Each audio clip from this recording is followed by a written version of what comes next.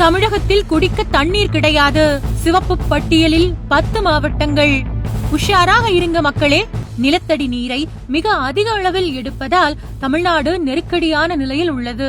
அதிலும் குறிப்பாக 10 மாவட்டங்களில் அதிக அளவில் நிலத்தடி நீரை உறிஞ்சுவதாக மத்திய அரசின் ஆய்வறிக்கை தெரிவித்துள்ளது.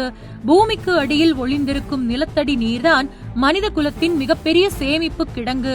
ஆனால் சமீப காலமாக அதிகரித்து வரும் மக்கள் தொகை, கட்டுப்பாடற்ற நகரமயமாக்கல் மற்றும் மிதமிஞ்சிய நீர் பயன்பாடு காரணமாக தமிழ்நாட்டில் நிலத்தடி நீர்மட்டம் முன் எப்போதும் இல்லாத அளவிற்கு சரிவை சந்தித்துள்ளதாக இந்த அறிக்கை கூறியுள்ளது.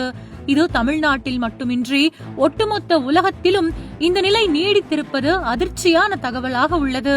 2025ஆம் ஆண்டு கணக்கெடுப்பின்படி தமிழ்நாட்டில் ஆண்டு நிலத்தடி நீர் மறு ஊட்டம் 22.61 BCM ஆக உள்ளது.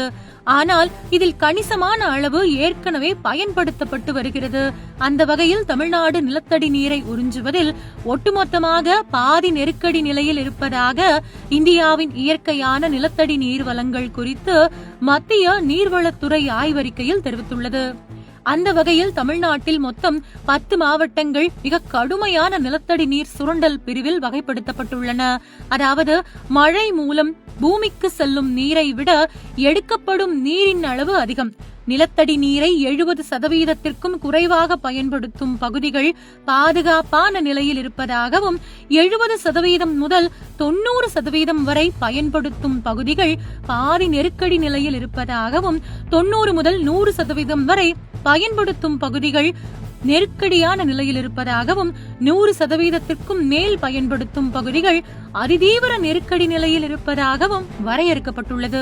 அந்த வகையில் தமிழ்நாடு ஒட்டுமொத்தமாக நிலத்தடி நீரை எடுத்து பயன்படுத்துவதில் 73.5% என்ற நிலையில் உள்ளது. தமிழ்நாட்டில் 38 மாவட்டங்களும் நிலத்தடி நீரை பயன்படுத்துவதில் எந்த நிலையில் இருக்கின்றன என்ற விவரங்களும் அந்த ஆய்வறிக்கையில் தெரியவந்துள்ளது.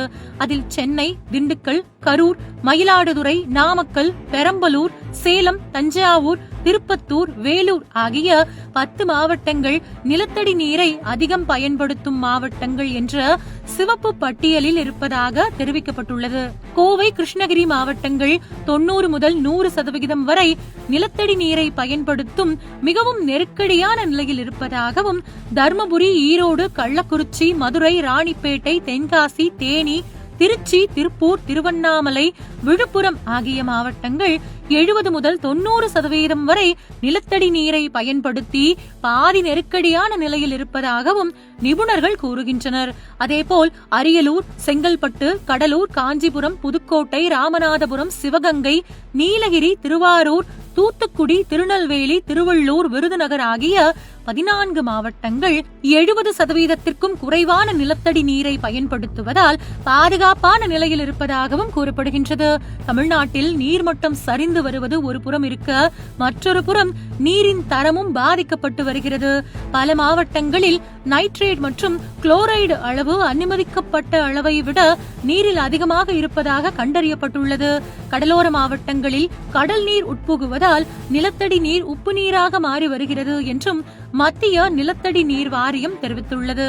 இந்த அபாயத்தை உணர்ந்து அரசும் மக்களும் முன்னெச்சரிக்கை நடவடிக்கையை எடுக்கவில்லை என்றால் நீண்ட தேவையை கட்டாயம் ஒரு நாள் புரிந்து கொள்ள வேண்டிய நிலைக்கு தள்ளப்படுவோம் என்பதில் எந்த சந்தேகமுமே இல்லை.